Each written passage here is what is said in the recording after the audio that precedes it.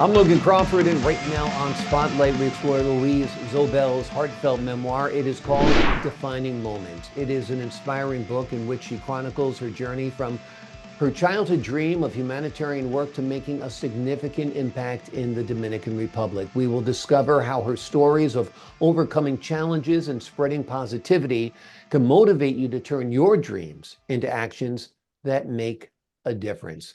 We're delighted to have this very talented author join us here today on Spotlight. We thank the team at Atticus Publishing for helping us put her in the spotlight today. And we ask writers like you to support authors like her by subscribing to our channel and by purchasing her amazing book. The links are below this interview. Louise, great to see you here today on Spotlight. Thank you for having me here. My pleasure. How did you get involved in doing work with the Dominican Republic of all the different places you could have chosen around the world? I actually earned a trip there with the company I was with. I didn't even know where the Dominican Republic was.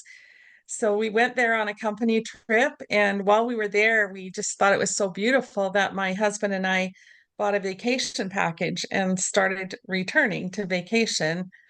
And it didn't take us long to learn the discrepancy between our lives and the lives there. And so we just started helping and it grew from there.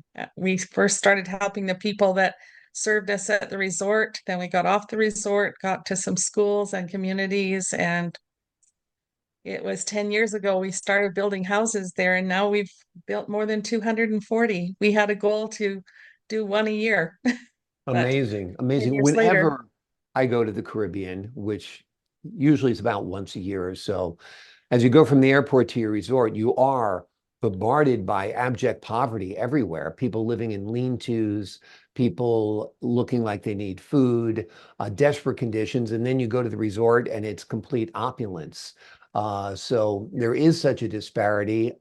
Unlike people like myself and all of the other thousands of people that travel there each year, you decided to make a difference.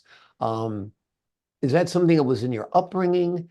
Tell us a little bit about why some people can travel onto the resort and not look back, and you needed to look back. well, from the time I was a child, I wanted to do humanitarian work.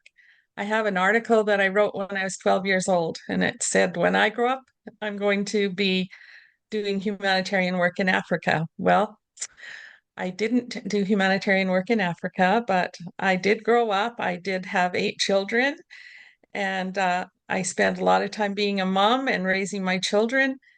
But this trip just was something that turned things around for me because I saw that disparity.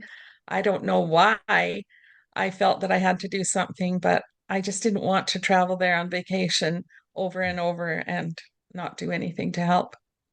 Now, were you ever in personal danger? I mean, because you're often warned not to leave the resort when you're in the Caribbean, and Haiti is not far away, and Haiti is extremely troubled. So tell us what kind of dangers you encountered while doing your work. I have never been to Haiti, and I don't have a huge desire to do that either.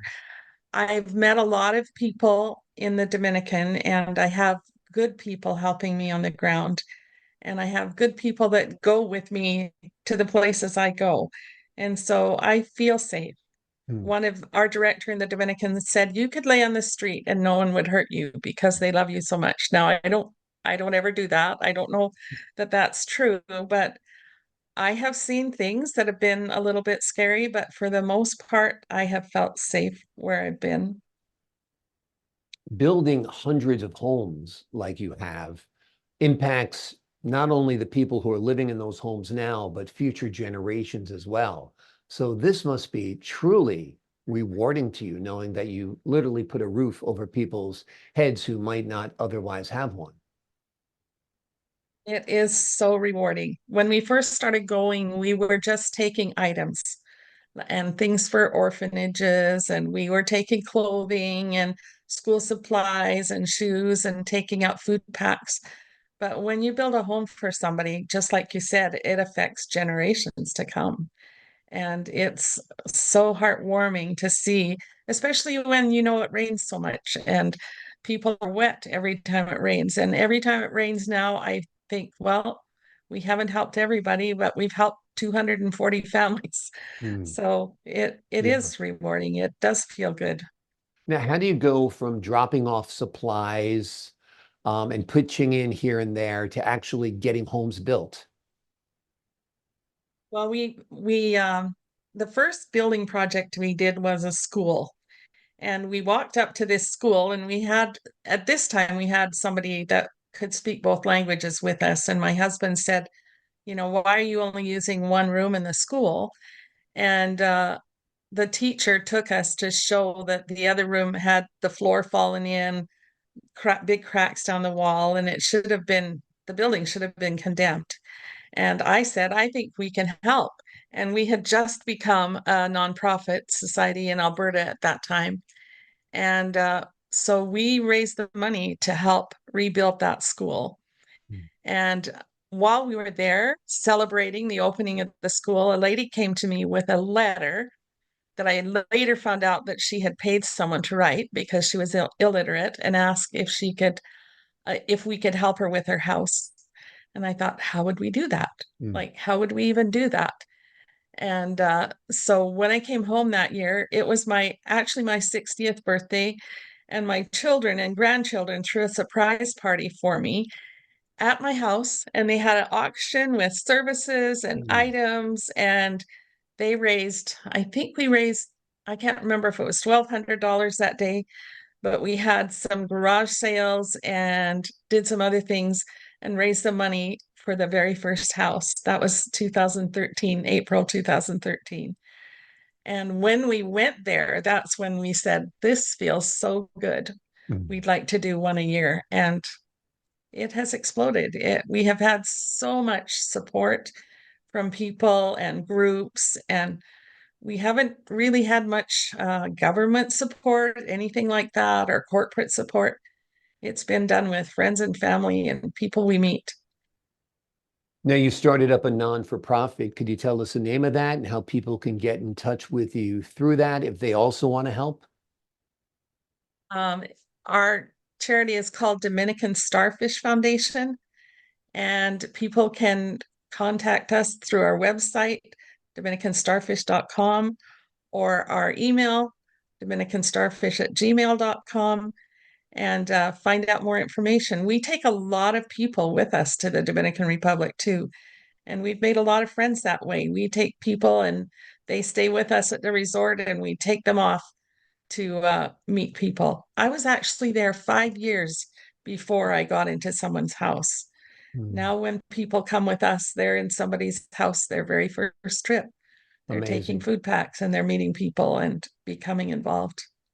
Did you do all of your work by traveling back and forth, or did there come a time that you actually lived on the island? Tell us a little bit about that part. You say you were on the island for about a decade, right? Well, I haven't been there. I've gone back and forth. So Yeah. it's been 10 years since we started working there. So I go about 4 months a year, 3 times a year. But one thing that we do that's unlike many foundations that I know is that we hire local workers. So we're giving people employment. So we have local workers building our homes year round. We have two teams right now of local workers building our homes there. Amazing, amazing. This is such great work. I'm so in awe of you for doing this Oh, because a thank lot of you. people think about doing stuff to help others, and other than maybe making a contribution here and there, they don't actually get things done. But you did, and that certainly is a defining moment in your life. And that's the name of your memoir, Defining Moments. Tell Yes. us a little bit about that book and what you hope folks take away from it. Well, many people asked me if I could write a book, and it just I just didn't feel it. But I was watching a movie from Wayne Dyer, who is you know, Yeah. very well written person, and he was talking about defining moments.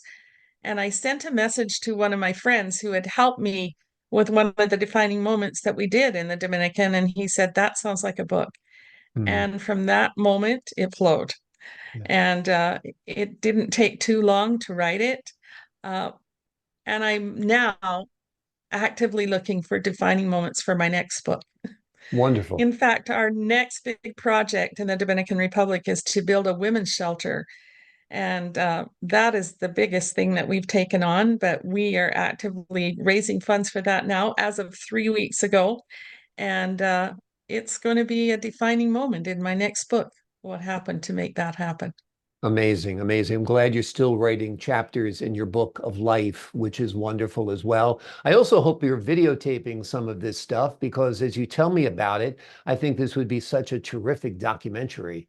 Have you thought about that? Are you documenting some of it with photographs and video? We have a lot of photographs and some video.